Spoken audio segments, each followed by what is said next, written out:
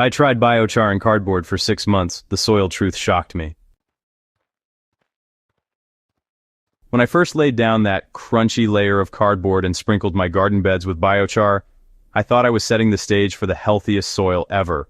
I had read the glowing articles, watched the viral videos, and heard fellow gardeners swear by this magic combo, so I decided to put it to the test on my own little patch of earth. 6 months later, what I discovered completely changed how I look at soil building. Some results were amazing, others were, let's just say, not what I expected. And today, I'm sharing the full journey. No fluff, no shortcuts, just real talk from one gardener to another. Welcome to Soil Sage Chronicles. Let's dig in. You know, like many gardeners, I'm always looking for sustainable ways to improve my soil without spending a fortune. Biochar and cardboard just seemed like a match made in heaven. So, biochar is often praised as a super sponge for nutrients and water. It's basically charcoal made by burning organic matter in a low-oxygen environment. The idea is that its porous structure boosts microbial life, improves drainage, and locks nutrients in the soil. Cardboard, on the other hand, is a favorite no-dig gardening material. You just lay it down, and it smothers weeds, attracts worms, and slowly breaks down into carbon-rich organic matter. Plus, it's free if you know where to look. So, the theory sounded pretty solid. Cardboard would suppress weeds and improve soil structure. Biochar would enhance nutrient retention and boost microbial activity. And together, they'd create a thriving, low-maintenance soil ecosystem. But, you know, gardening isn't just theory, it's practice. And honestly, that's where things got interesting. For my 6-month experiment setup, I chose 2 identical raised beds. Same size, same sun exposure, same watering schedule. So, for bed A, the test bed, I laid down a thick layer of plain, non-coated cardboard directly on top of the compacted soil. Then, I sprinkled a generous layer of charged biochar. Yeah, I'll talk more about that in just a second.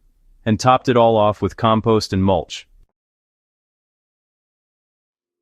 Now, for bed B, the control, I prepped this bed using my usual method. That means I just loosened the soil lightly, added compost, and mulched with straw. No cardboard, no biochar here. I planted similar crops in both beds, tomatoes, beans, and lettuce. These choices let me observe how different root systems responded, deep-rooted, climbing, and shallow. So, here's an important note. I pre-charged my biochar by soaking it in a compost tea for about 2 weeks. Raw biochar can actually absorb nutrients from the soil if it's not charged, so this step is really critical. Month 1 to 2. A promising start. The first couple of months were honestly thrilling. The cardboard layer kept weeds down beautifully. I barely had to pull anything. The soil stayed moist longer in the test bed, which was a blessing during a particularly hot spell. My tomato seedlings in the biochar bed seemed to take off faster too. Their leaves were deep green, and their stems were noticeably thicker than the ones in the control bed. I remember thinking, this is it. I've cracked the code. The lettuce loved the extra moisture retention, and germination was almost identical in both beds. At this point, biochar plus cardboard was looking like a clear winner. Month 3 to 4. The first red flags. Around month 3, I noticed something odd. The beans in the biochar bed started yellowing at the bottom. At first, I blamed watering inconsistencies, but moisture levels were fine. Then I suspected a nitrogen issue. Here's what I discovered. The cardboard layer, while great for suppressing weeds, was also slowing nutrient movement downward more than I expected. In the early stages, this didn't matter because the seedlings were still small. But as the bean roots tried to dig deeper, they hit a barrier.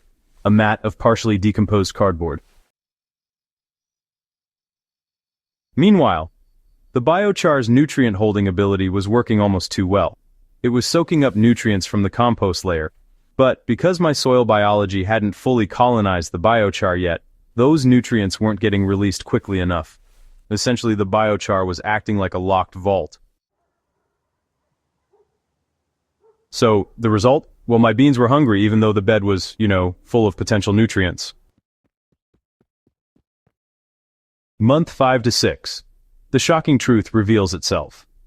By the 5th month, the cardboard had started to break down more significantly, and worms were moving in. That part was honestly fantastic. When I pulled back some mulch, I found a thriving worm population working through the cardboard layer. However, the biochar's impact was a double-edged sword. While the tomatoes had deep roots that eventually penetrated the cardboard, the lettuce and beans really struggled. Their roots tended to sort of hover above the cardboard barrier, leading to shallow growth and, less resilience during dry spells. Even more surprising, soil tests showed that the biochar bed actually had higher nutrient levels overall, but lower plant uptake compared to the control. The nutrients were there, they just weren't cycling fast enough for heavy feeders.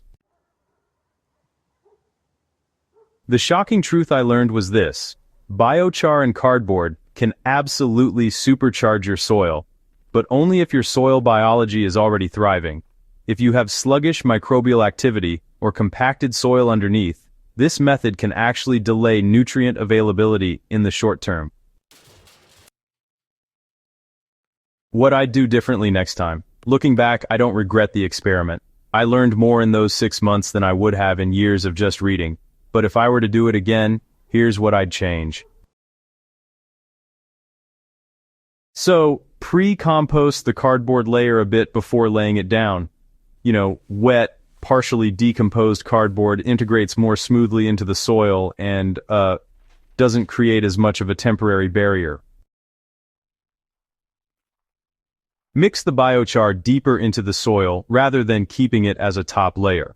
This really helps it integrate with the native soil microbes faster. Introduce more active biology early on. Honestly, a couple of applications of compost tea or worm castings tea in the first few weeks would have sped up the microbial colonization of the biochar. So, here's the thing. You want to choose your crops wisely for that very first season. Deep-rooted, resilient plants like tomatoes and squash, they just handle the initial transition a lot better than those shallow-rooted crops like lettuce or beans. The bottom line is, this is really a long-term investment. Biochar and cardboard aren't quick fixes. They're more like long-term soil investments, honestly. If you're expecting overnight miracles, well, you might end up a bit disappointed. But if you look at them as tools to build a living soil system over time, the payoff can be pretty incredible.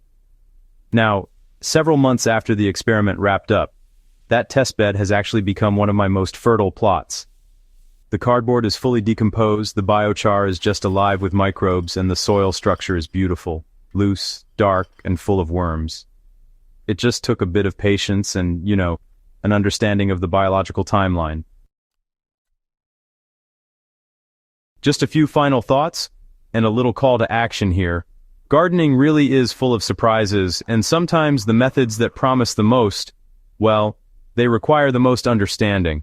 Biochar and cardboard are powerful allies, but they're definitely not magic bullets. My biggest takeaway? Soil health isn't about shortcuts. It's about working right alongside nature's pace.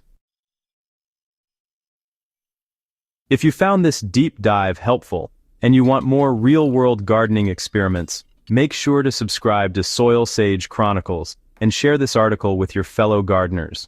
The more we all learn together, the better our gardens are going to grow.